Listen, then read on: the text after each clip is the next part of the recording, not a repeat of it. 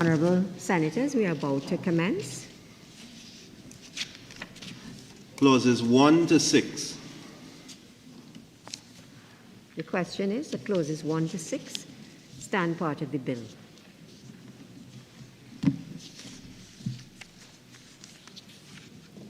The question is that clauses 1 to 6 now stand part of the bill. Those in favour say aye. Those against say no. I think the ayes have it. Clauses 1 to 6 now stand part of the bill. Clause 7. The question is that clause 7 stand part of the bill. Minister, you have proposed an amendment. Yes, Madam Chair. In paragraph A, we delete the word revoking and substitute the word repealing. This improves the language and it offers the correct terminology within this particular clause. Any questions or comments? Honourable Senators, the question is that clause 7 be amended as circulated. Those in favour say aye. Those against say no. I think the ayes have it. Honourable Senators, the question is that clause 7 as amended now stand part of the bill. Those in favour say aye. Those against say no. I think the ayes have it. Clause 7 as amended now stands part of the bill. Clauses 8 and 9. The question is that clauses 8 and 9 stand part of the bill. The question is that clauses 8 and 9 now stand part of the bill. Those in favour say aye. Those against say no. I think the ayes have it. Clauses 8 and 9 now stand part of the bill. Clause 10. The question is that clause 10 stand part of the bill. Minister. Madam Chair, thank you. As circulated in section 7C, we have circulated to delete clause 5, delete subclause 5, and renumber subclause 6 as 5.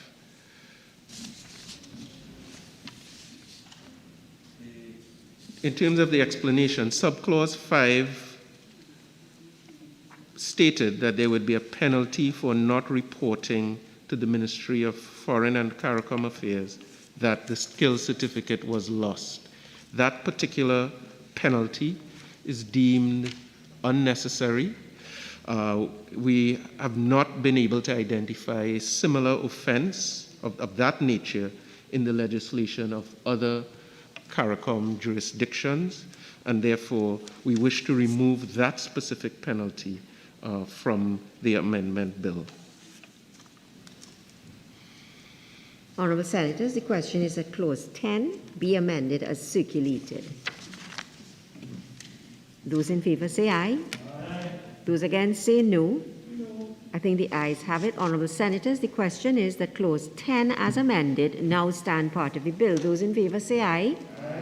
Those against say no. I think the ayes have it. Clause 10 as amended now stands part of the bill. Clauses 11 and 12. The question is that clauses 11 and 12 stand part of the bill. Senator Vera. Just a question, not an amendment. I had asked during the debate about the position of the University of Trinidad and Tobago in light of the fact that the University of the West Indies has to give these recommendations. I just wonder if we could indicate that for the record, what the position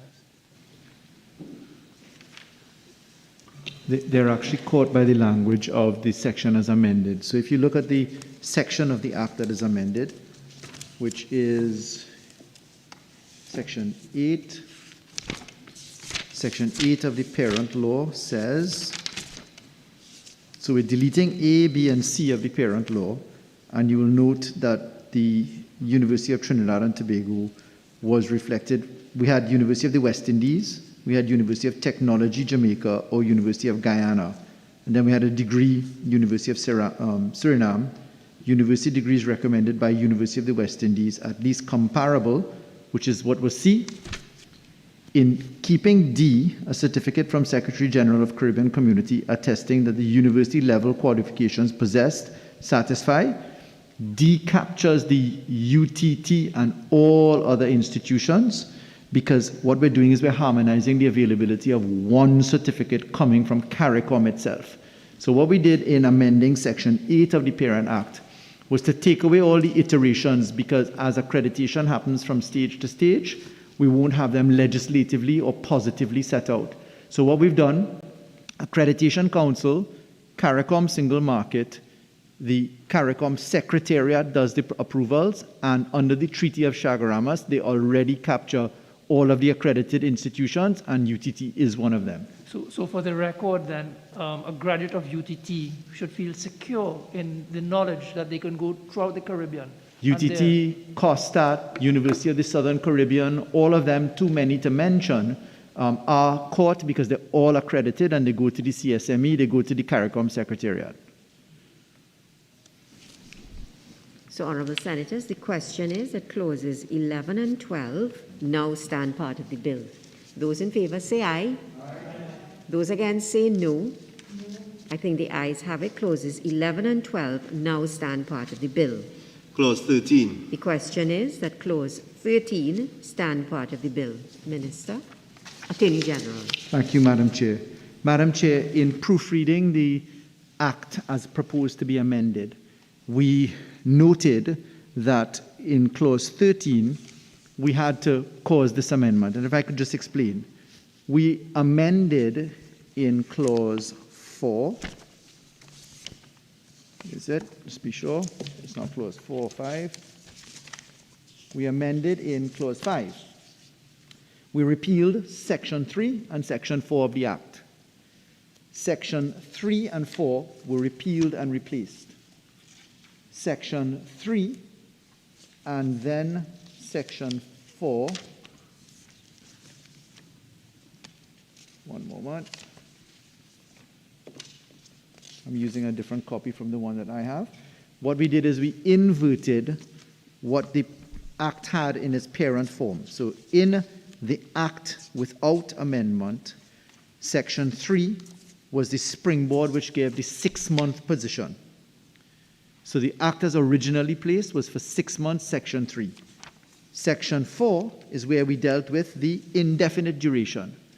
In causing the amendments to repeal sections 3 and 4 and replacing them with a new 3 and 4, we put the 3 as indefinite and the 4 as 6 months. Accordingly, therefore, Madam President, what we had to do was to harmonize that amendment and remove the period for the contingent right, that is the wife, to cross-reference the thing appropriately. So the substitution of a new 1A would have been inappropriate because it was not intended to apply in that section.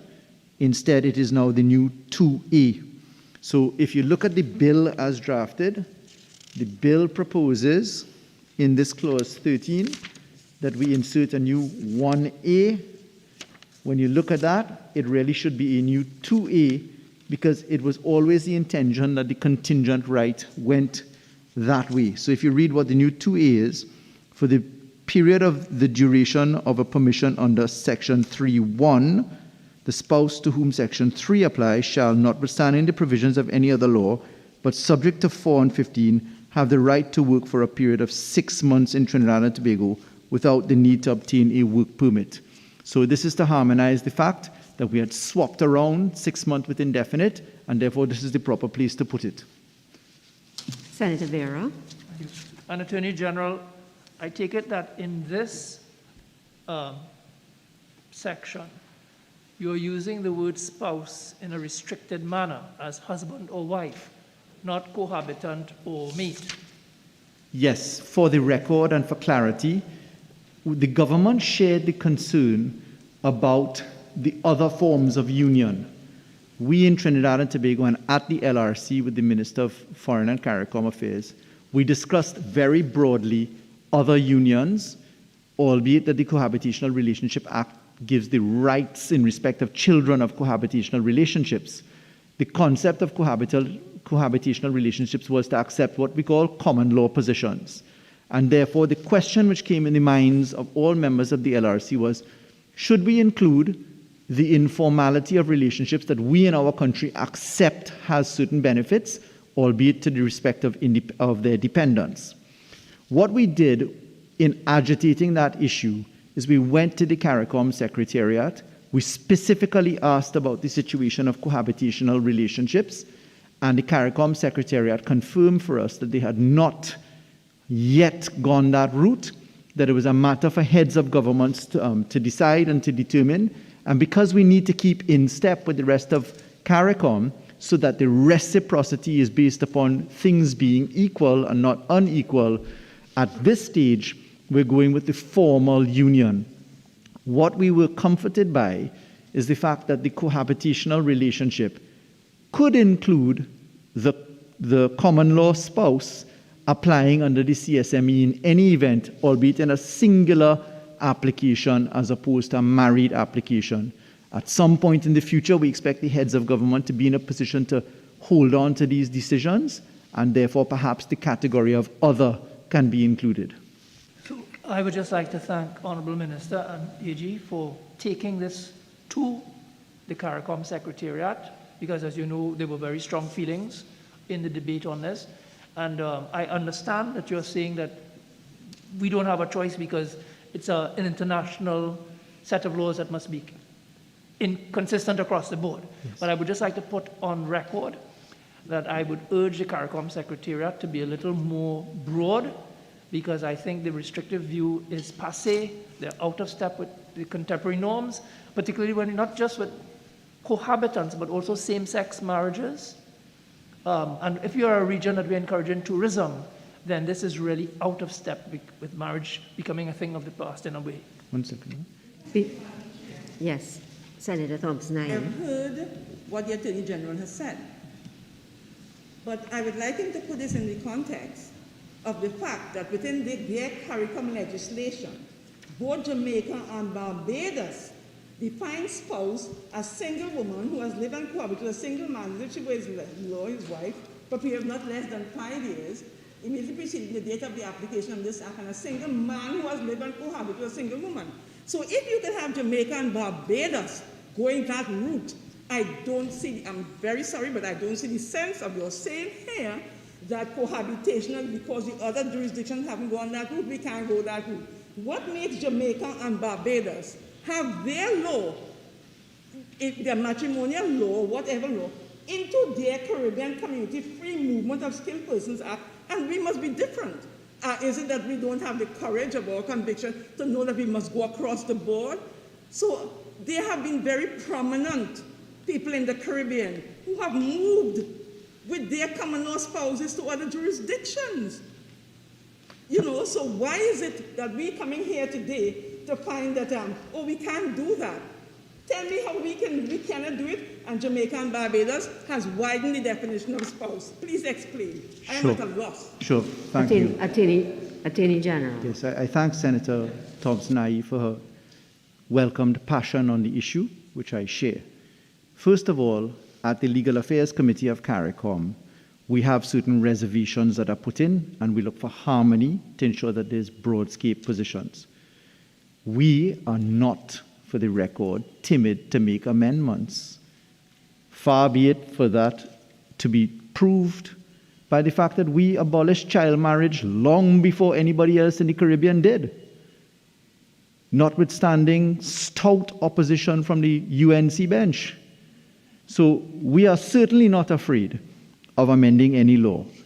The principle of consistency, however, from the CARICOM Secretariat is something which we will raise at the CARICOM table in the heads meeting.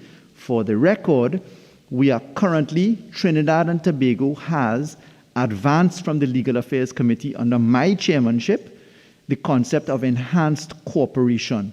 And enhanced cooperation includes broadening these aspects.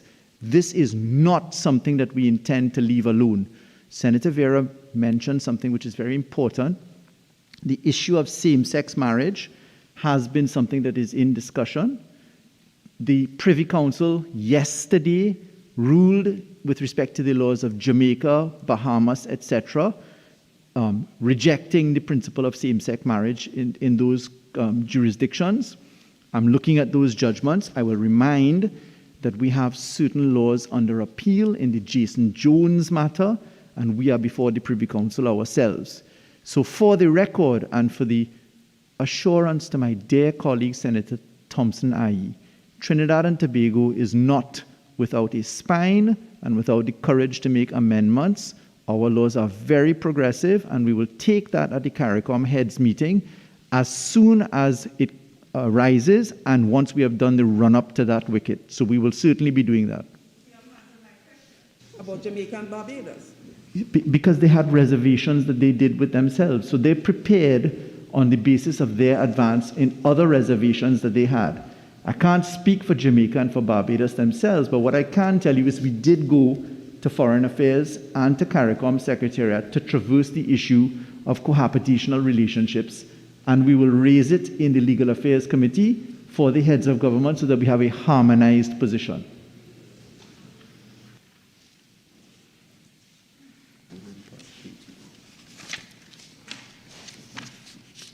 So, Honourable Senators, the question is that Clause 13 be amended as circulated.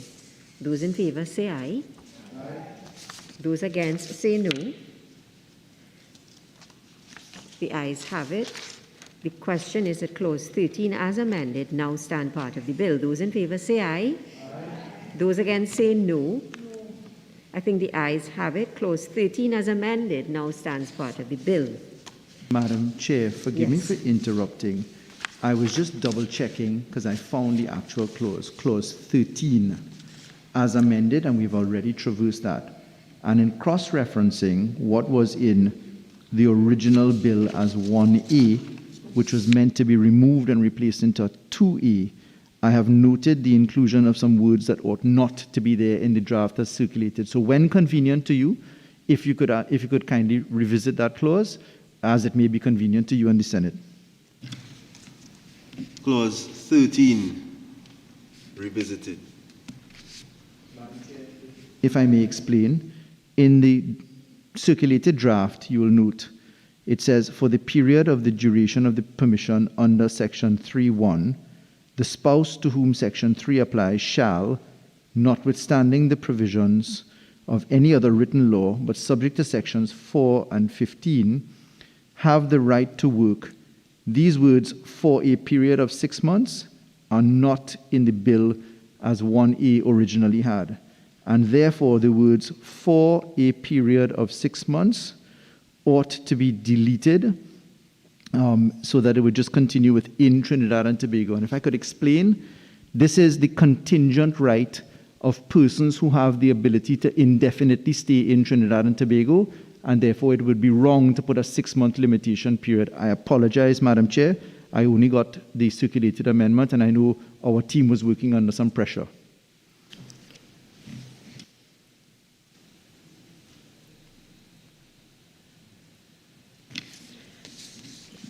So, Honourable Senators, the question is that Clause 13 stand part of the bill. The question is that Clause 13 be amended as circulated and further amended by deleting the words at 2A, namely for a period of 6 months. Those in favour say aye. Aye. Those against say no. I think the ayes have it. Honourable Senators, the question is that Clause 13 as amended now stand part of the bill. Those in favour say aye. Aye. Those against say no. No. I think the ayes have it. Clause 13 as amended now stands part of the bill. Attorney General, Minister. Yes, but we just wanted to understand. Yes, Madam Chair, if I could? Yes, So, please. Madam Chair, for sequential purposes, we put in the proposed insertion of a new clause, which I know procedurally we must take at the end. Yes. And therefore, the amendments are circulated, which says Clause 19 is renumbered, 20 is renumbered. If we are looking to that to make sense, it is actually Clause 18 and Clause 20, Madam Chair, before they are renumbered, because with the insertion of the new clause, they would be renumbered. Is it 18 and 20 or 18 and 19? 18 and 19 it should be, forgive me. So then, so that is going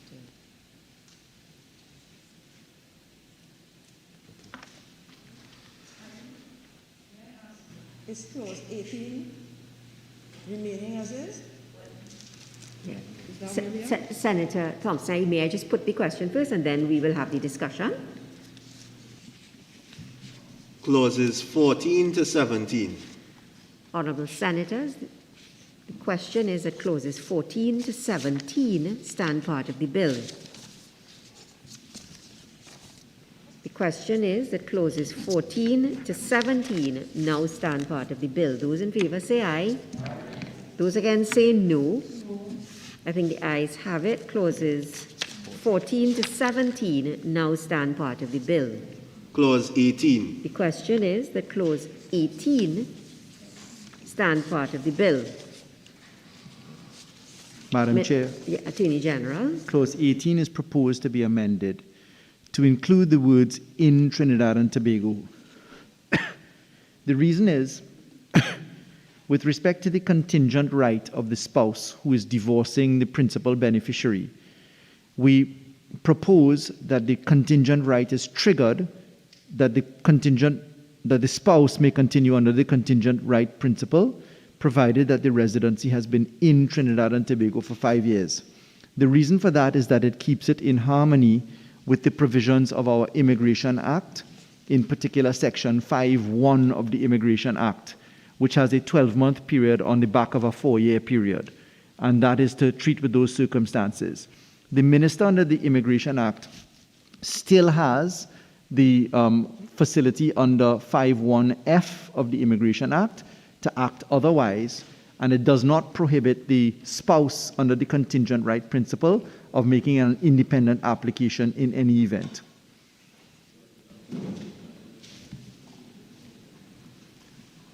Any questions or comments?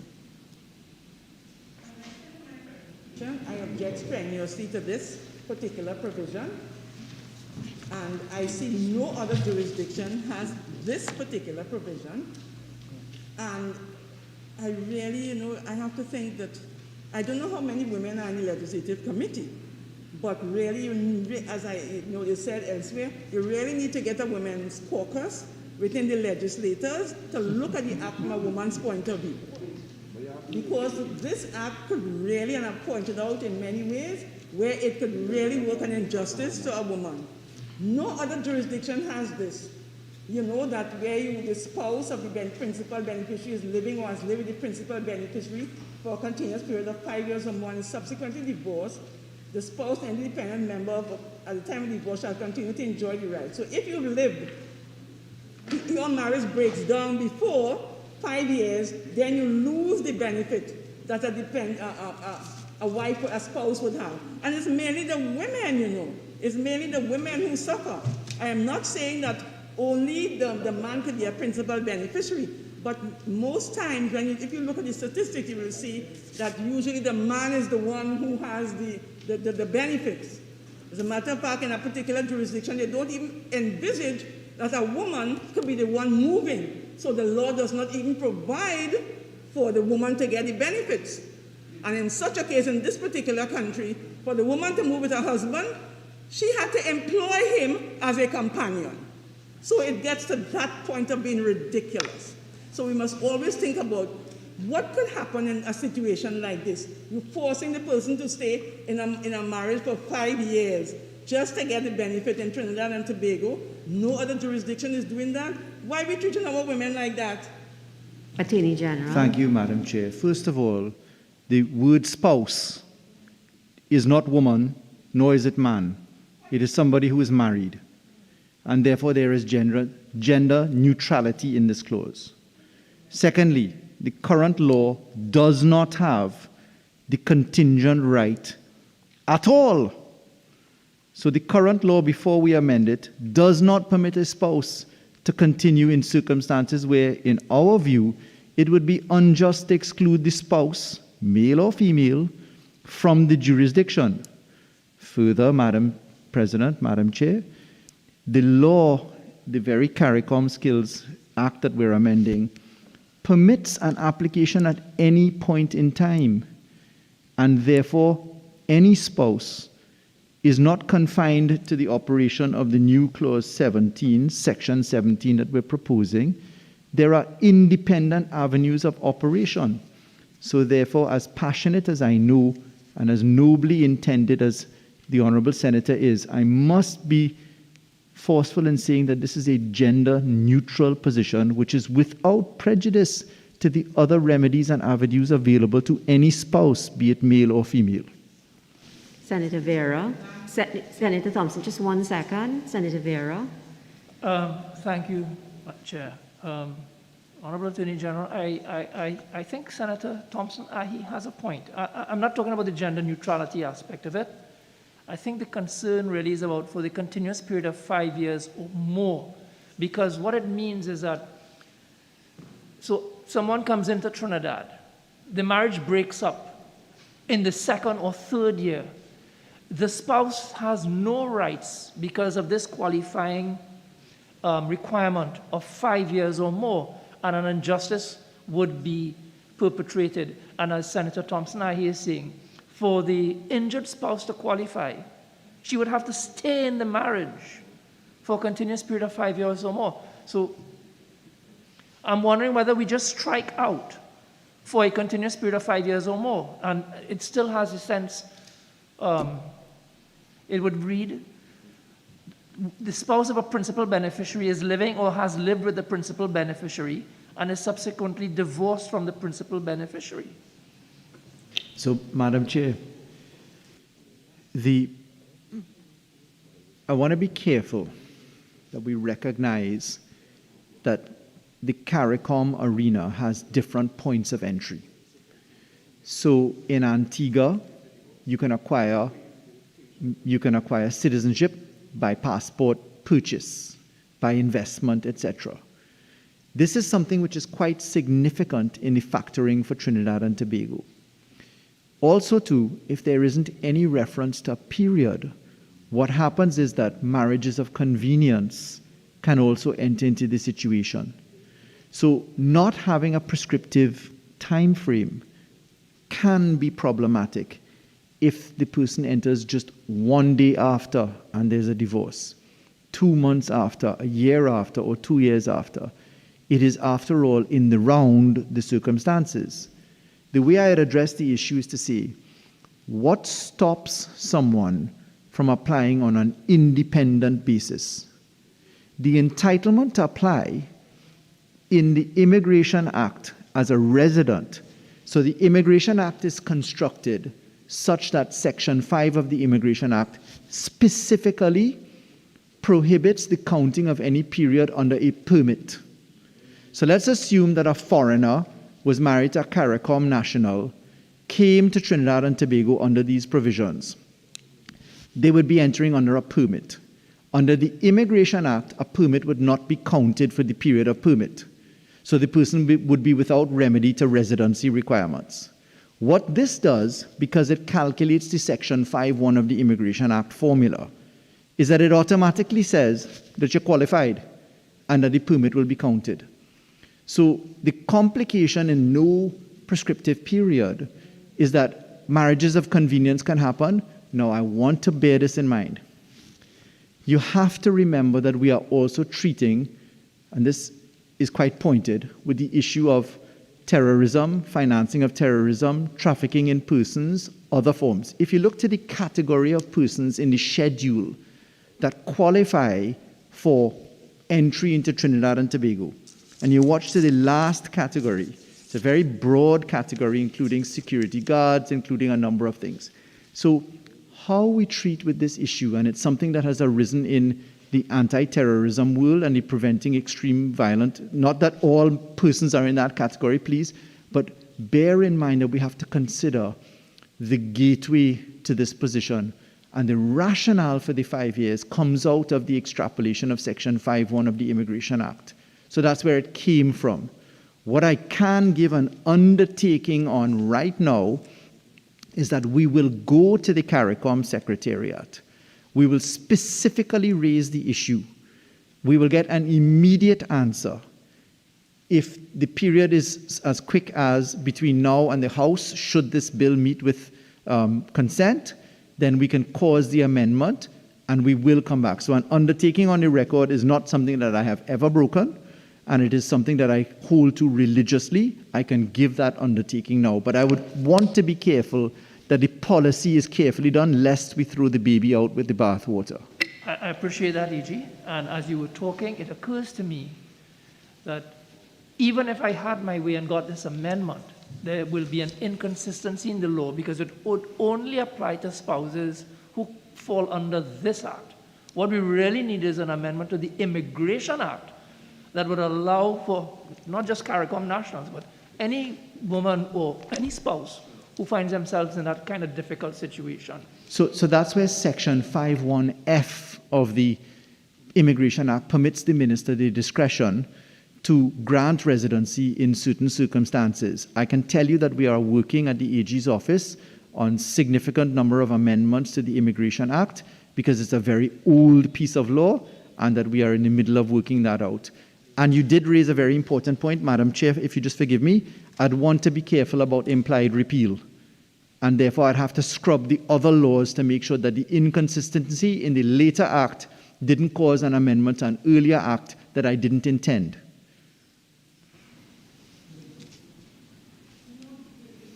Terrorism. Yes, I wanted to ask you, Senator Thompson, I need to put on your mic because we're not hearing you. Okay, are you hearing me now? I Yes. am. Yes.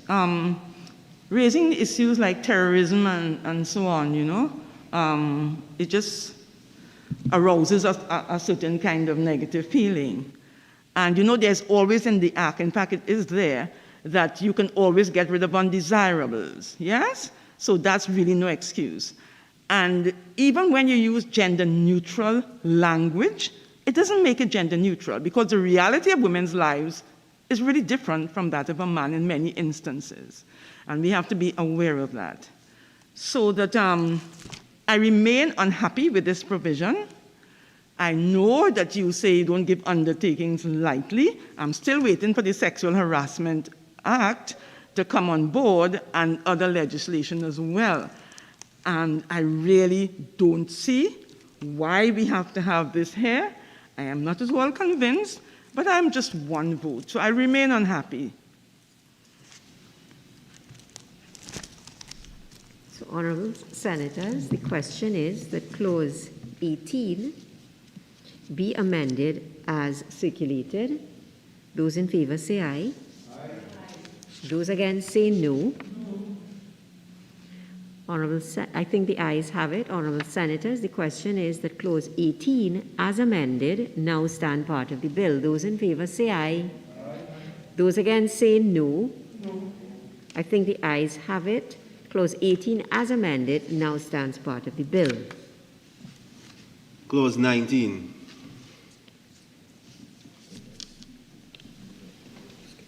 The question is that clause 19 stand part of the bill. Attorney General, we need some guidance. Yes, Madam Chair. On the amendment that has been circulated. Surely. So, Madam Chair, in the amendment as circulated, you'll see the reference to clause 20 as renumbered. If you just kindly in that margin, bear in mind that it's 19. Not that part. I know, actually. I'm getting to the schedule. If you give me a Yes. second. If you look to the back, Yeah. you will see new schedule 3. Yeah, I'm coming to that. Okay. Yes. All So, right. Madam Chair, because the schedule is part of clause 19, it is an error. It is wrong to put it as new schedule 3. It should be taken in the round with clause 19. So the clause 19 amendment will be with respect to that circulated as it relates to part A, which is the reformulation of the form. What I can tell you with respect to that is that the category of persons was too narrow. We had to include all 10 categories and not 5 as circulated, as in the bill as circulated. And then the aspect of the clause 19 which treats with the schedule referred to as schedule 3, it was to insert a new category, a university graduate, that comes from the Parent Act in and of itself. It was inadvertently omitted in the bill, and it is proposed to be inserted as a new H, and then we renumber H, I, J, and K as items I, J, K, and L. So in the draft as circulated, it should be that the aspect of Clause 19, which is Schedule 3, and the aspect of Clause 19, which is Part A, is amended as circulated for the reasons expressed.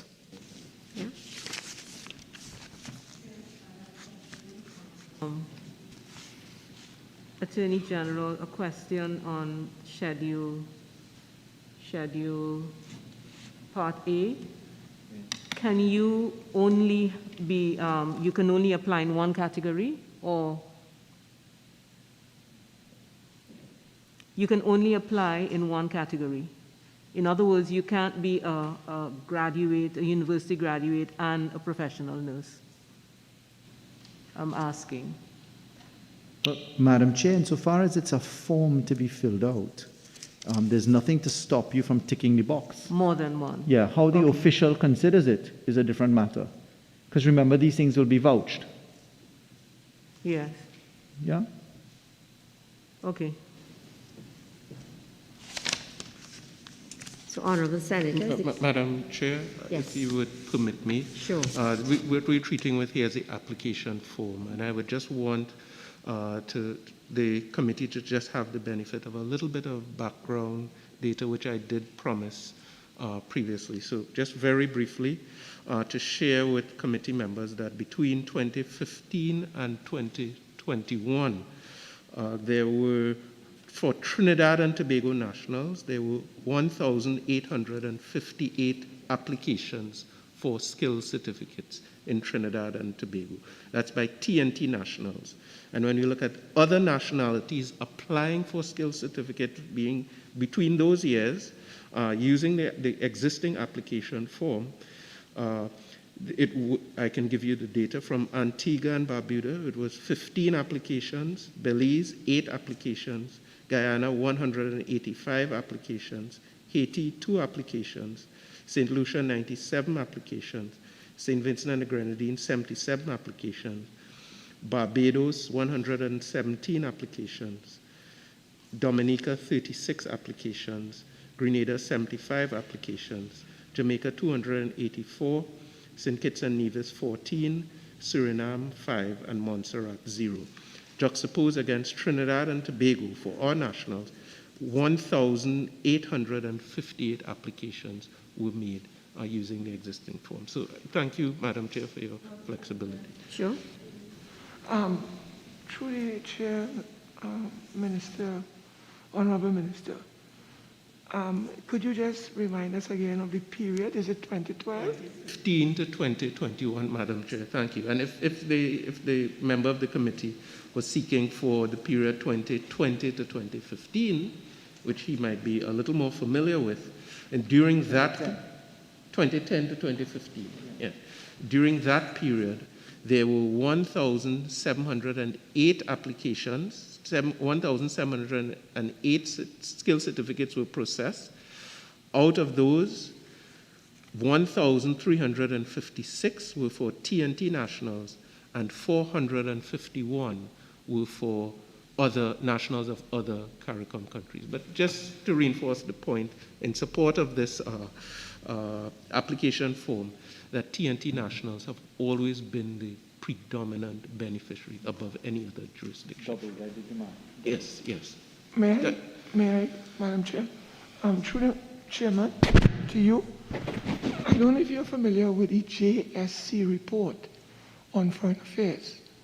If you are, let me just remind you that there is data emerging from that report, and that report was published at the end of 2020, and they say up to, I think it was December of 2019, there was some 4,000 skills certificate issued by the Foreign and CARICOM Ministry.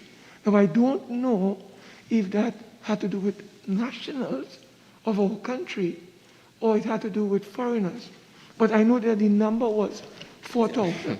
So I don't know if you can clarify that for us. Senator Marg is almost making me regret presenting the accurate statistics, but this is the data that we have before us coming out of the CSME unit. I know he's taken the opportunity, now that I've shared this, to make other references, but I cannot refer to a matter that is not before us. I'm not on confusion, Minister, Yes. please. So you gave a much bigger figure. No, it's not me. I'm saying that there is a report. Well, it's you are bringing it to the committee. No, well, just for clarification. That's all. See, don't shoot the messenger. I'm not shooting you. I'm not shooting you. Just seeking clarification. That is all. Madam President, I am not shooting you. I rest my case. Madam Chair, I'm All not right, shooting any senator. So, members, I think, yes. Is to reinforce the accurate statistics that I have presented to the committee. Senator Mark can give any figure he wishes at this point. I'm not. You are giving the figures. All right. Senator Mark, I think you have asked the minister a question. He has sought to answer you, and I think at this stage we will now continue with the committee's deliberations. So, honourable senators, the question is that clause 19 be amended as circulated. Those in favour say aye.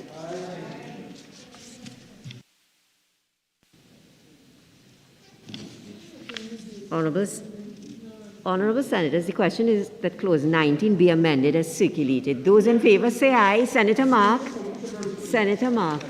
and Minister, please. Those in favour say aye. Those against say no. I think the ayes have it. Honourable senators, the question is that clause 19 as amended now stand part of the bill. Those in favour say aye. Those against say no. I think the ayes have it. Clause 19 as amended now stands part of the bill. New clause 14. Madam Chair. 1 second. Yes. As written before it is read a second time, Madam Chair, could I just, with your indulgence, say that what was printed here, unfortunately, we couldn't get the cleaner version before us all. So would you indulge me in noting the following? So in insert new clause 14. Second, Attorney General, let me just put the first part of the question. The question is that new clause 14 be read a second time. Those in favour say aye. Aye. Those against say no. I think the ayes have it. New clause 14 will now be read a second time. So it's that wording I wanted to correct, Madam Chair. New clause 14. Thank you, Madam Chair. Just so that the wording is correct for the benefit of the records, instead of the word in at the top where the chapeau, where it says in section 10A, we should start off instead with insert after clause 13 the following new clause 14. I'll repeat, insert after clause 13 the following new clause 14. If you would kindly delete the word in, start with a capital S, section 10A of the Act is now amended, dash. In the paragraph here, it'll be a capital A without brackets. So we'll scratch A in brackets. Is amended. Right? A would go without brackets. The words would be in paragraph A, comma, insert the word by, and instead of delete, put deleting. So it would be in paragraph A by deleting the words, and it continues as written, infinite duration, and instead of the word substitute, it should be and substituting the words 6 months and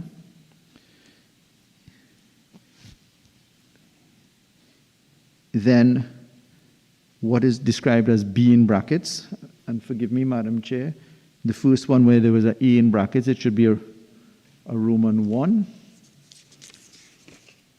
Sorry, it should be an A in brackets, a common A in brackets. And where there's a capital B in brackets, it should be a common B in brackets. Okay, so Madam Chair, because the A and B is a subset of capital A, right? So capital A in paragraph A by deleting, and then B in brackets would be a common B. In paragraph B, by, insert the word by before the word delete. Change the word delete to deleting instead.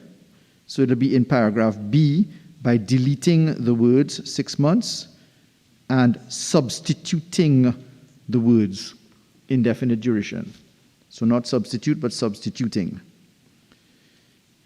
In what is capital C in brackets, if you could kindly strike that and just put a big B instead. So big B will read, as is written there, renumber clauses 14 through 19 as 15 through 20. And that would be it. I apologize for not having the correct version before you.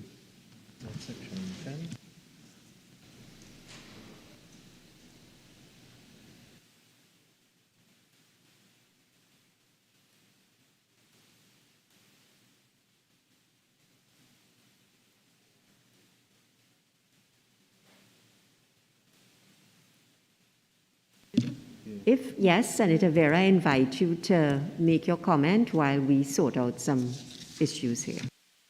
I'm just looking at the draft amendments that were circulated. I'm seeing infinite duration. It should be indefinite duration. That is correct. Thank you.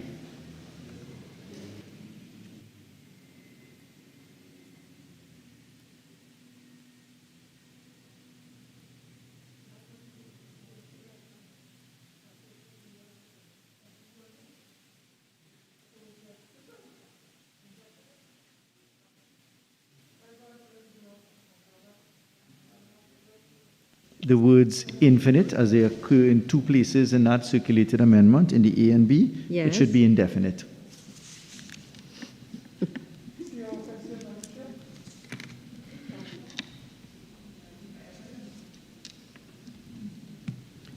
And Madam Chair, just for the benefit of the rationale, if it's convenient, may Yes.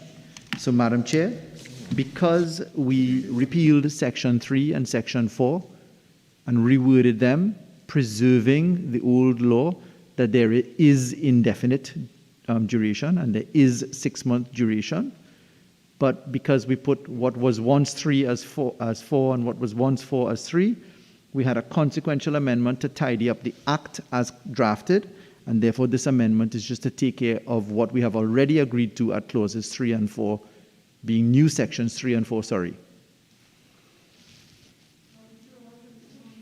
May I ask my honorable friend, the Foreign and CARICOM Minister? Minister, could you explain to this committee what is the rationale that St. Kitts and Nevis and Antigua and Barbuda use to opt out of this arrangement? You have any idea what was the arrangement? Why did not those two countries or territories join this arrangement? You have any idea? What I can tell you, Senator Mark, is that various countries have made their decisions in terms of moving forward with the free movement regime at different points in time. I cannot predict the future in terms of the future decisions, the two jurisdictions that you referred to. What I can say, and I've made the point before, is that the vast majority of CARICOM has moved forward, including Trinidad and Tobago. Madam Chair, I can further amplify. As it relates to Antigua and Barbuda, they reserved on the basis of a socioeconomic consideration, which dated back decades. So they have traditionally, long before this particular position, they have stayed out of it, as a result of which the reciprocity to them has been denied in many senses. So they have traditionally and for decades kept out of it at the meeting of the CARICOM heads and the intersessional committees and at the LAC committee, at the LAC, the Legal Affairs Committee, they have advanced the enhanced cooperation, and that is now the predominant issue because Prime Minister Motley, Prime Minister of Jamaica, Prime Minister Rowley, and several others have all agreed that the enhanced cooperation and the move to perfecting CSME is a priority for the region. The coalition of the willing? Is that what? The coalition of the willing. Madam Chair, may I just ask through you to my colleague, the Honorable Minister of Foreign and CARICOM Affairs, whether he's aware that the Caribbean Court of Justice has ruled in favor of both Antigua and Barbuda and St. Kitts and Nevis opting out of this arrangement that we are now embracing? Do you know there's a legal opinion to that effect by the CCJ? Senator, how does that have any bearing No, I'm just on our asking amendment? you because the AG is telling me something else. No, So that No, members, no. But the no, AG no. has said Madam Chair, for the record, please, because these are dangerous things recorded on Hansard, merely citing a decision of the CCJ is not enough. The ratio of the decision in the context of the claim must be considered. And therefore, I must caution that I accept nothing of what Senator Mark is saying as disproving anything or leading towards any version of inconsistency as alleged by him. Well, how about you all accept that I am moving on to now put the new clause 14. So, honorable senators, the question is that new clause 14 be amended as follows. Attorney General, I'll need you to just, be amended as follows. Capital A, insert after clause 13 the following new clause 14, colon, Section 10A of the Act is now amended, dash, A, in paragraph A, by deleting the words indefinite duration and substituting the words 6 months, and B, in paragraph B, by deleting the words 6 months and substituting the words indefinite duration. Capital B, by renumbering clauses 14 through 19 as 15 through 20. Just to amend the phrase is now amended, let's remove the word now, please, is amended. So, just for the record, I'm going to embark on this again. Okay, so new clause 14, that this is the proposed amendment. A, insert after clause 13 the following new clause 14. Section 10A of the Act is amended. A, in paragraph A, by deleting the words indefinite duration and substituting the words 6 months. And B, in paragraph B, by deleting the words 6 months and substituting the words indefinite duration. B, by renumbering clauses 14 through 19 as 15 through 20.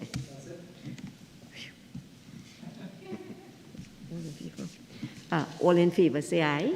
Aye. Those against say no. I think the ayes have it. The question is that new clause 14 as amended be added to the bill. Those in favor say aye. Aye. Those against say no. I think the ayes have it. New clause 14 as amended now stands part of the bill. I wanted to ask you whether you will allow me to make available to our learned Attorney General a summary of the advisory opinion from the Caribbean Court of Justice. So, Senator Mark, you are free to provide the Attorney General with any information that you think relevant, and I am now free to now put to the committee the following. Honorable Senators, the question is that the bill as amended be now reported to the Senate. Those in favor say aye. Aye. Those against say no. I think the ayes have it. The bill as amended.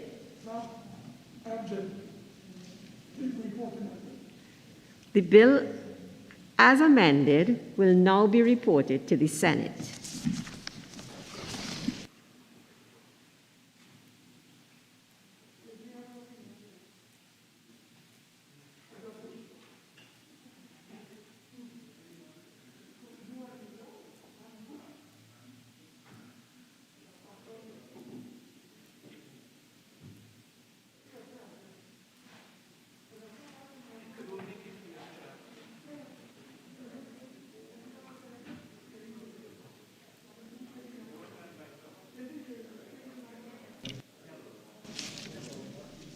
Minister of Foreign and CARICOM Affairs.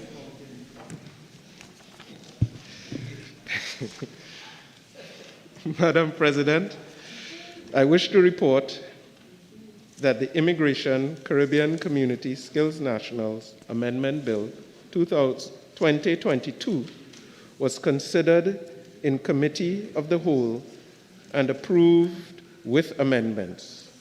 I now beg to move that the Senate agree with the committee's report.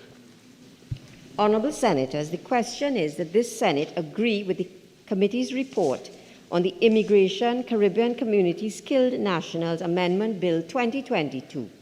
Those in favour say aye. Aye. Those against say no.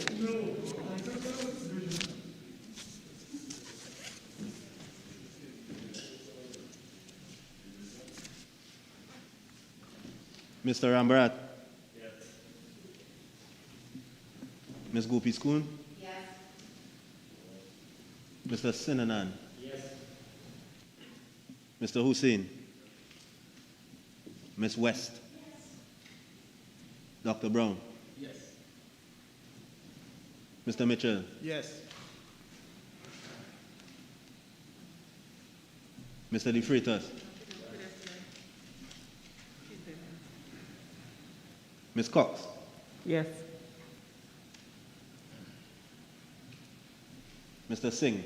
Yes. Mrs. Sagram Singh Sukla? Yes.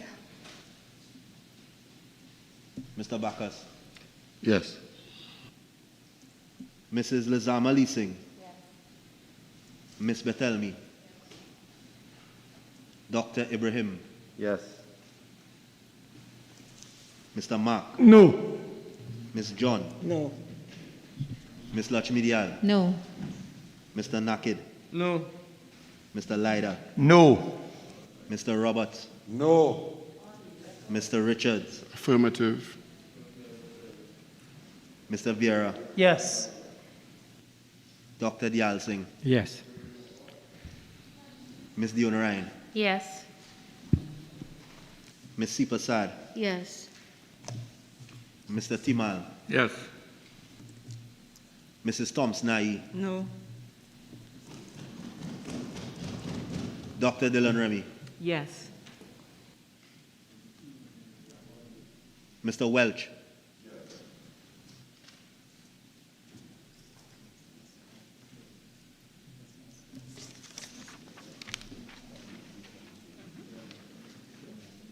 Madam President, the result of the division is as follows.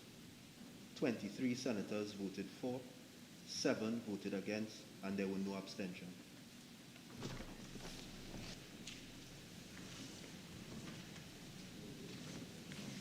Honourable Senators, on the question of the Senate agreeing with the committee's report, 23 senators voted in favour, 7 senators voted against, and no one has abstained. Minister of Foreign and CARICOM Affairs. Madam President, I beg to move that a bill entitled An Act to Amend the Immigration, Caribbean Community Skilled Nationals Act, Chapter 1803, be now read a third time and passed. Well, Senators, the question is that a bill entitled An Act to Amend the Immigration, Caribbean Community Skilled Nationals Act, Chapter 1803, be now read a third time and passed. Those in favour say aye. Aye. Those against say no. No.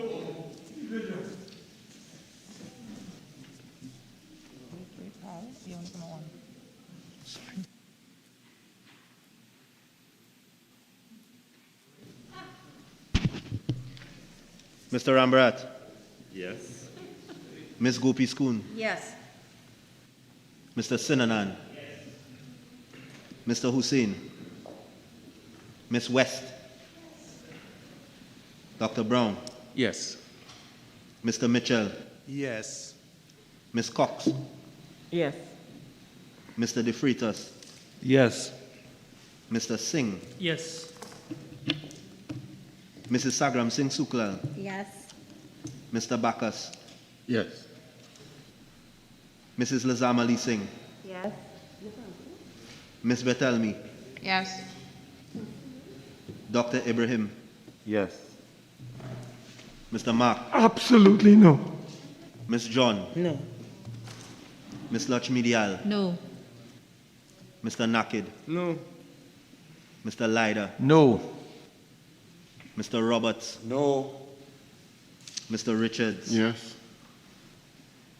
Mr. Vieira, Yes. Dr. Dial Singh, Yes. Ms. Dionarang, Yes. Ms. Sipa Sad, Yes. Mr. Timal, Yes. Mrs. Thompson-Aye, No. Dr. Dylan Remy, Yes. Mr. Welch, Yes.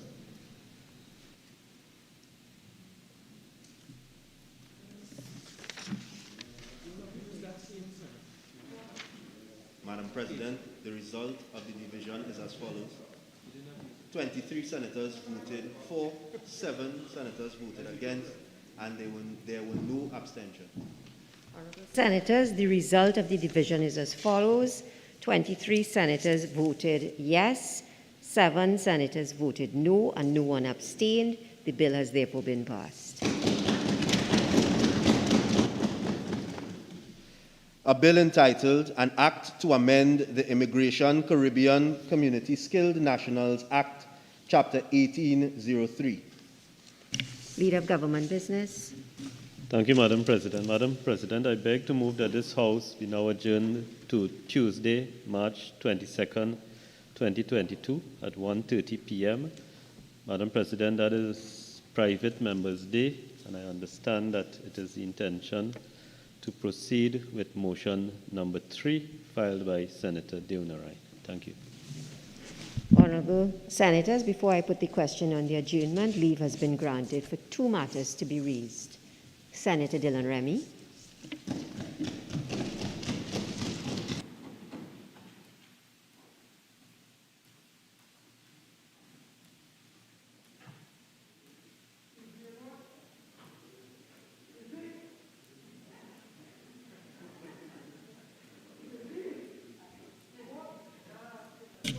Senator Mark. Senator Mark, I invite you to leave. You can go outside and have a lovely conversation with the Attorney General.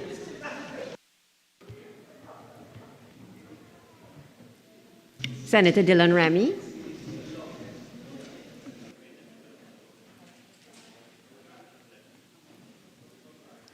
Madam President, I thank you for the opportunity to raise this matter in the Senate today.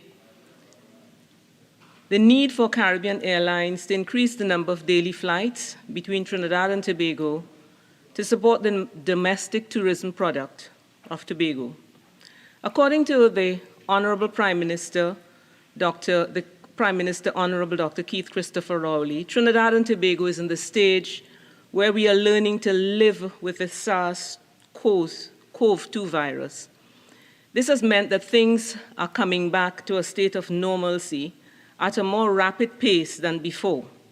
Trinidad recently experienced a taste of carnival to allow those artists and persons in the creative sector, giving them an opportunity to express themselves and get much-needed income. Tobago's economy is dependent on tourism, its prime business activity. Our competitors in the Caribbean, all the other islands, are well on their way to recovery. And I understand from reliable sources that in some islands, the hotel occupancy is up to 70 to 80%. Madam President, I would like the Caribbean Airlines to reconsider the numbers of flights to Tobago and the timing of the flights, especially the latest flight out of Piarco. I would also like them to publish the schedule of flights to Tobago at least 3 months in advance. Since January to March 10th, 2022, there have been 8 flights daily between Trinidad and Tobago. 8 from Trinidad and 8 from Tobago. That's 16 flights through both sides. Information obtained from the airport authority that between January, February, and March so far, it shows an average about 1,000 passengers per day, both ways, with an occupancy approximately 93%. This sounds a lot, but it is not enough. Trinidadians are seeking to make bookings right now to come to Tobago for Easter, which is just over 4 weeks away, and there are no flights available at this to come to this prime destination, Tobago, at Easter. In fact, I had a conversation with a hotelier on Sunday, and he told me of a family that had made a booking for one of the hotels in Tobago, but because of the lack of flights and lack of space on the ferry, they canceled the booking and they have decided to go to Grenada instead. I have had friends reach out to me asking, please, see what you can do for me. I want to come to Tobago for Easter and I cannot get there. Madam President, this lack of availability of flights has been occurring for some time now, particularly on weekends. The other point I wish to make is that the last flight from Piarco leaves at 8:30 p.m. And there are many international flights getting into Trinidad. They're coming from Europe. We have KLM coming in out of Amsterdam. They're coming from they're coming from North America. They're coming from the Caribbean and other destinations. And these flights come and the passengers cannot get to Tobago because the last flight of the Tobago is at 8:30 p.m. In viewing the Caribbean Airlines website, I saw that the airline recently launched a campaign, Reset Expectations, which is the overarching theme that underpins everything that is done at Caribbean Airlines to reinforce the authenticity of the Caribbean brand. Madam President, that is great. However, this Reset Expectations did not seem to include the domestic route, given the fact that what happens in Tobago in terms of airlifts is totally dependent on Caribbean Airlines now because that's the only flight that's bringing between Trinidad and Tobago, bringing passengers between Trinidad and Tobago. Some of the areas that were listed on the website were, on February the 11th, CAL is launching its summer schedule open for sale. So you can book for the summer to go internationally, but you can't get a booking to Tobago for Easter. On February 22nd, on the website, CAL and Qatar Airways exploring possibilities for partnership. Very good initiative. On February 22nd, again, scheduled flights between Trinidad and Havana and open for sale.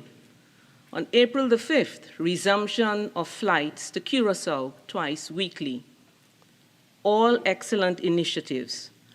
But while this is going on, approximately 6 months ago, the Tobago Tourism Agency assured hoteliers that after discussions with Caribbean Airlines, they are looking forward to, one, the recommencement of weekly flights from New York. We know at one point in time, the New York flight, there was a flight on Sundays from New York to Tobago direct flight. They were also looking forward to twice weekly flights from Barbados. Apparently this model of a twin destination marketing between Barbados and Tobago was tried before for international flights, and that was successful. and they had discussed it, and apparently they were looking forward to that. They were also looking forward to once-weekly flights from Toronto. To this date, these promises have not been met, and no one knows if and when they would be executed. The Hotel and Tourism Association has indicated that when they inquired of CAL, the agent said that A&R Robinson Airport is not open late enough, and they have not been given permission to add more flights. I don't know where the permission is going to come from. Is it you, Minister of Tourism, or is it the Minister of Finance? Whoever has to give the okay for the additional flights to Tobago, Tobago is asking for more consideration for their needs. Tobago wants a reset of the expectations for the airlifts, a reset that would indicate that CAL would play an integral role in the rebuilding of the tourism product to Tobago to re-energize the economy and bring much needed employment, and also for foreign tourists coming in, foreign exchange to Trinidad and Tobago. Tobago should not be seen as an add-on, as a nuisance, a route that loses money for the company and therefore should not be given preference. That is an old story that has been going on for too long, and I know that before the COVID, we were having about 20 flights between Trinidad and Tobago, and that will not happen immediately, what we are saying, but I'm suggesting that that needs to change. Numbers need to change. Caribbean Airlines is a national airline, and the only airline currently flying between Trinidad and Tobago, and it is supported by public purse. And my understanding is that Caribbean Airlines needs to take up a more robust role in developing the tourism product, particularly as what is happening now what is happening now post-COVID.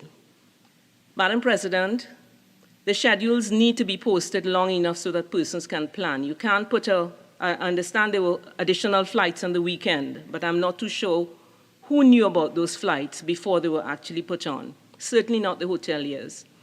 They also need to ensure that this rebuilding the confidence in the tourism product, that Caribbean Airlines has an integral part to play in that. We cannot wait for the opening of a new airport that we talk about right now. The service has to be planned for from now. In summary, Madam President, I would like Caribbean Airlines to reconsider the number of flights and timing, especially the latest flights out of Piaco.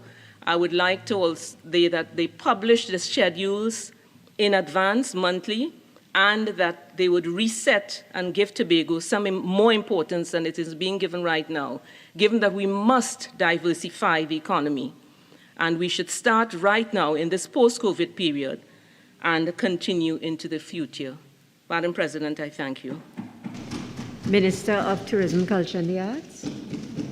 Thank you very much, Madam President, and allow me to thank the Honorable Senator for giving me the opportunity on behalf of the Ministry of Finance and, of course, on behalf of the Ministry of Tourism to shed some light with respect to the air bridge and the availability of travel. I want to also acknowledge the Senator's honorable mention of the Taste of Carnival, which I must say was a success, and contrary to all the naysayers and all the doomsday predictors on the opposition side, we are 14 days post the last day of Carnival, Carnival Tuesday, and the infections had not spiked. And I want to congratulate the NCC, all the Carnival stakeholders, for ensuring that the Taste of Carnival was successful and was also safe, Madam President. Madam President, but in response to the Senator, I want to immediately respond and to craft my argument by suggesting to the Honorable Senator that there is no problem with the supply of seats available on either the air bridge or the sea bridge. And consequently, there is no need at this time to increase the number of seats on the air bridge or even on the sea bridge. Because, Madam President, contrary to what the hoteliers would say, the data presents a different picture. So let's go through the data. And let me paint it overall for you, Honorable Senator, through you, Madam President.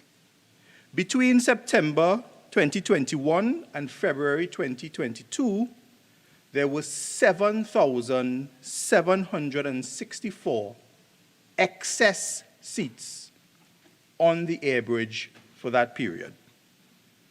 So let's just take the Port of Spain to Tobago route.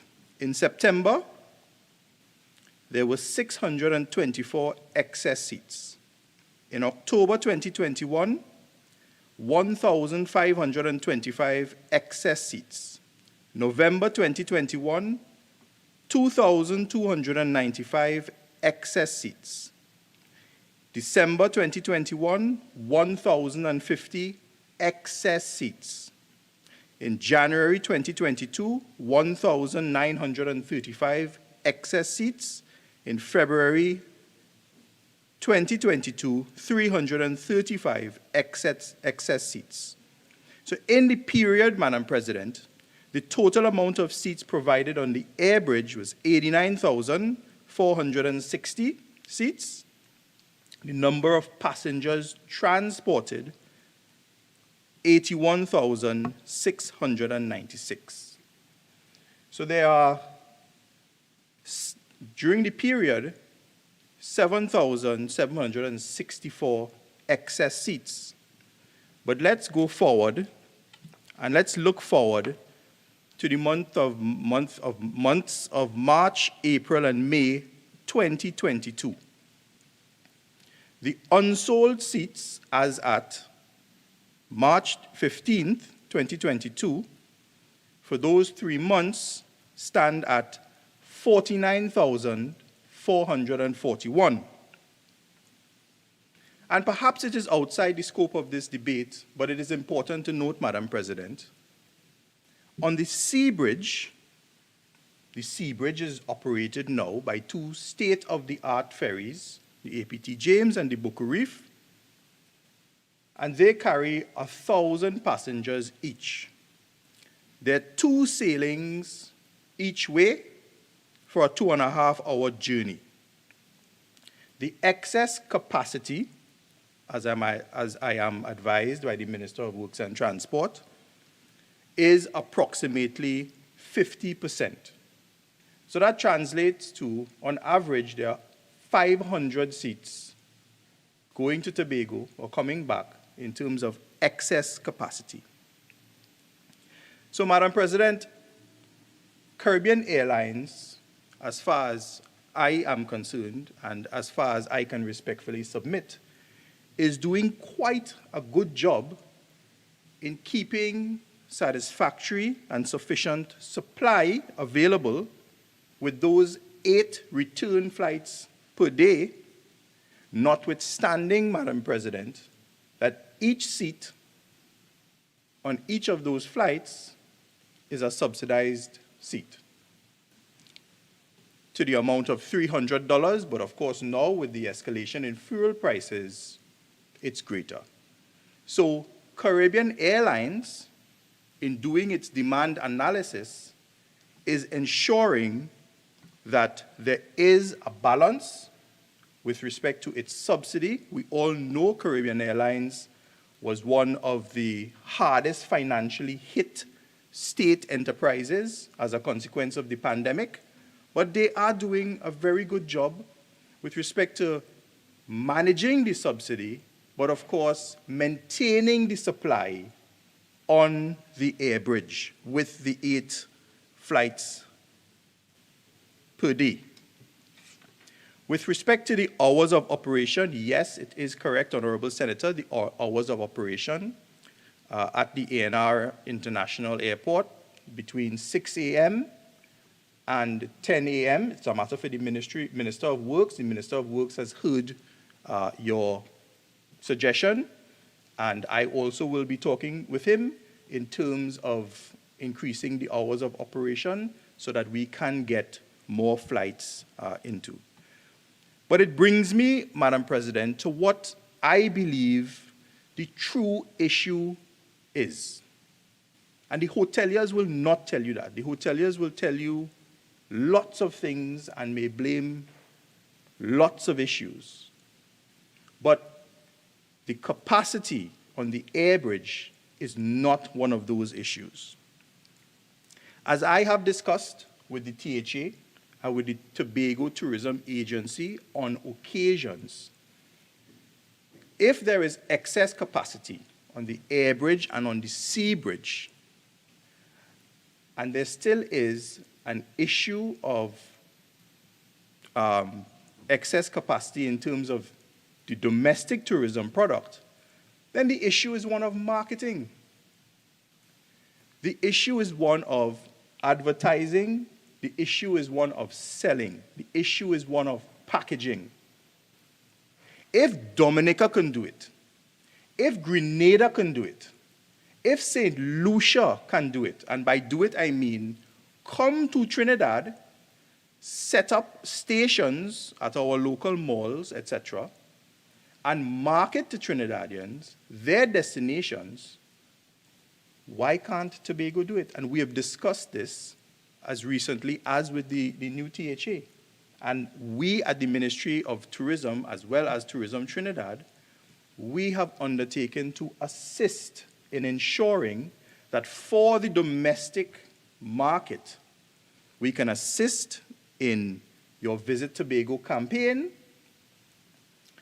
We can assist in packaging the product, in advertising it, etc. We can do that. But I believe that that is the issue. And it's not just with the Tobago Tourism Agency. The hoteliers, the tour operators, they as well, they have an interest in also marketing their product. Whether it is online, because you reach persons more directly online, or you go on a roadshow and you come here and you ensure that there is a campaign, a successful one, to get persons in Trinidad coming across. So, Madam President, in conclusion, Tobago is absolutely beautiful. I think Tobago is more beautiful than the Grenada, the Barbados, and other destinations. It is absolutely beautiful. You have beautiful beaches, beautiful attractions, and beautiful people.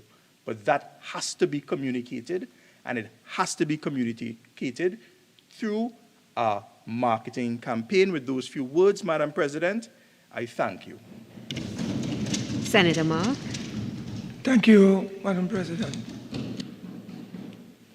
Madam President, I wish to address an issue dealing with what the motion titled "The Failure of the Government to Provide Full Access to the Regulated Industries Commission's investigation into events leading to the February 2022 island-wide blackout in Trinidad."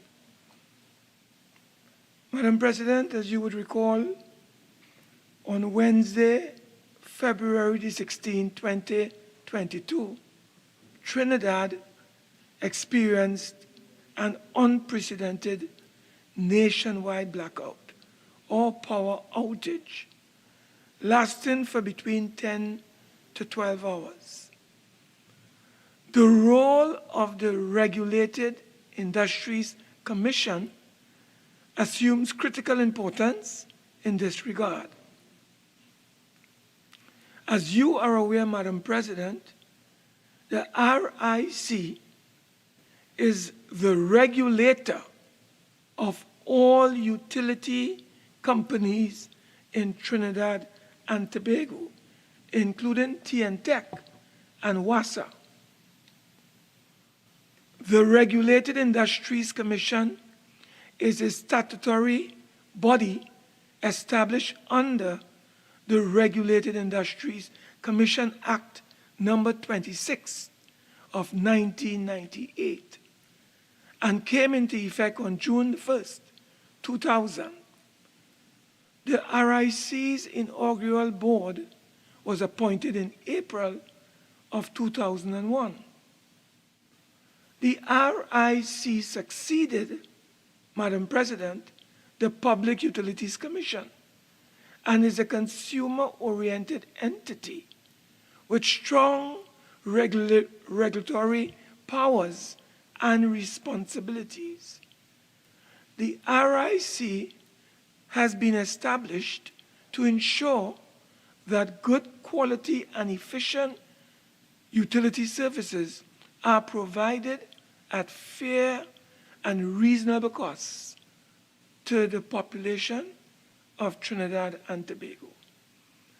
Madam President, the service providers falling under the purview of the RIC is the Water and Sewerage Authority, the Trinidad and Tobago Electricity Commission, the Power Generation Company of Trinidad and Tobago, Trinity Power Limited, and among the statutory duties of the RIC are 1, prescribing standards for services and monitoring compliance of those standards, carrying out studies of efficiency and economy of operation and of performance, and investigating complaints by consumers of their failure to obtain redress from service providers.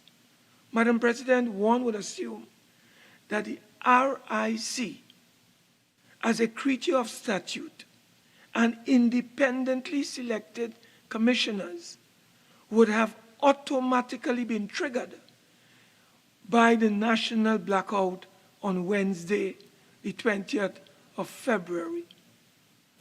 Madam President, 2022 that is. This is in fact the correct thing to have done. But let me remind you, Madam President, of a few critical issues. An investigating committee was hastily set up, in effect culling the statutory responsibility of the regulator, the RIC, that is, from proceeding with an independent investigation.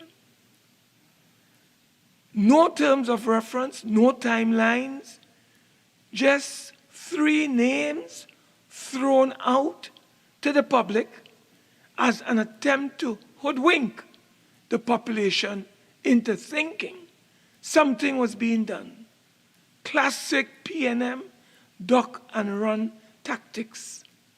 Madam President, this so-called independent committee seemed to be another attempt to hoodwink the population into believing something is being done. No names called, but 2/3 of the members are or were in the past top political appointees to boards, including TNTech, NITCO, and UTT. These are political appointees to this so-called independent committee. Madam President, what is also critical is ascertaining that in this investigation, the power generation companies, TNTech, and the downstream natural gas consumers will need to be interviewed and interrogated. Are we assured that there are more than arm's length relationships between members of this committee? For example, is anyone on this committee related to senior management Senator at Mark, a natural... Senator Mark, whenever we are dealing with these matters, I give a lot of leeway, but you have moved very far from what is the matter that is before us. I'd ask you to get back to it, please. President, I can assure you that the question that has been posed and you have approved is the need for the government to explain why they bypassed the Regulated Industries Commission. If you look at my... Senator Mark, if there's anyone who would know what is before, and I'll read it out, the failure of the government to provide full access to the Regulated Industries Commission's investigation into the events leading to the February 2022 island-wide blackout in Trinidad and Tobago. That is what was approved. I've allowed you a lot of leeway, but you are going very, very far from this, and I will ask you, please, to come back to it. Madam President, I would want to say simply,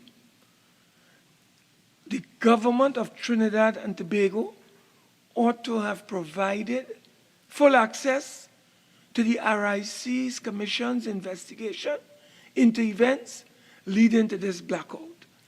And I am seeking to get from the government why that particular independent body was not provided with the access required to conduct an independent investigation into this matter, whereby possible breaches that would have occurred could have been generated in their findings and their recommendations. So we are saying, Madam President, in the interest of energy justice, from what has occurred, it is incumbent for the government to tell this Senate why it chose this independent committee and not allow this RIC, which is an independent statutory body, to investigate and have access to the investigation required surrounding this event that took place, and that the government should have empowered the RIC as the statutory body which is duty-bound under the law to conduct an investigation without let or hindrance. And therefore, we are asking the government to explain why this very important commission under statutory law was not given the power, not provided access, as I said, full access to conduct, Madam President, an independent investigation into the events leading to the February 2022 Senator idle-wide. Thank Leader of Government Business. Thank you, Madam President. Madam President, I believe that Senator Mark suffered a blackout right there. And for 10 minutes, we've had a blackout of relevance. And it seemed to be the order of the day today. Madam President, I could have easily left it up to you to respond, because what Senator Mark has spoken about has absolutely nothing to do with the motion, and what the motion asks about has nothing to do with the RIC legislation. The fact is, in the normal manner, Senator Mark wishes to attack the composition of the investigation committee, but does not wish to put a motion to that effect on the business of the Senate. So he has used this frivolous, misconceived, misrepresented, misplaced motion to attack the You are entitled, Senator Mark, to attack or question the composition of the committee, but do it in the way it should be done. This is an abuse of the standing order, and it is an abuse of the time of the Senate. Because as you rightly said, and that might have been the only thing you said correctly, that is, there is an RIC Act. And Section 6 of the Act contains the powers of the RIC. And absolutely nowhere in Section 6 would you find an investigative power of the RIC into the cause or the root cause or matters relating to the cause of a national blackout. It is nowhere in the legislation. Beyond Section 6, it is nowhere.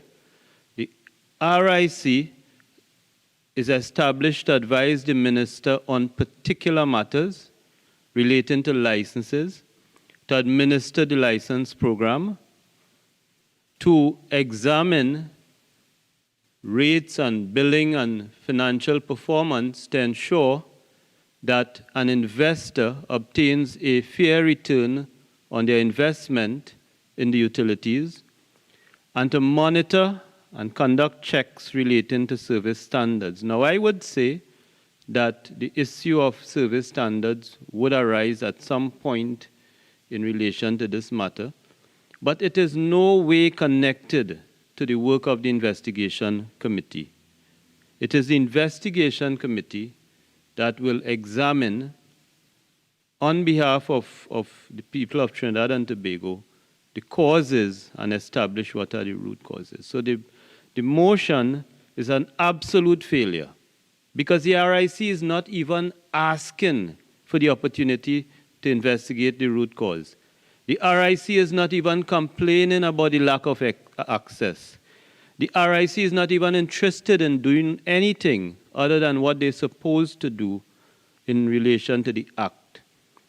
And if it is that you say that the national blackout, I'm helping you here, is a complaint, people are complaining about it, well, Section 53 deals with complaints, and it is in respect of rates, billing, and the standard of service, and it has nothing to do with a root cause analysis into the national blackout. Madam President, as I said, it's a blackout of relevance, it's a failure, it's an abuse of the standing orders, it's an abuse of the Senate's time, and I apologize for having to even stretch it out, but I believe that the government's response must be on the record. Thank you very much.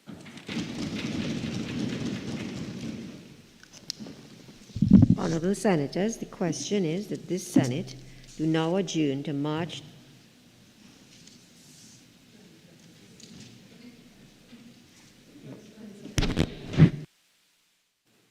the 22nd, 2022 at 1:30 p.m.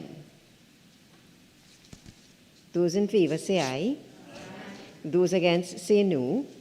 I think the ayes have it. The Senate now stands adjourned to Tuesday, March the 22nd, 2022 at 1:30 p.m.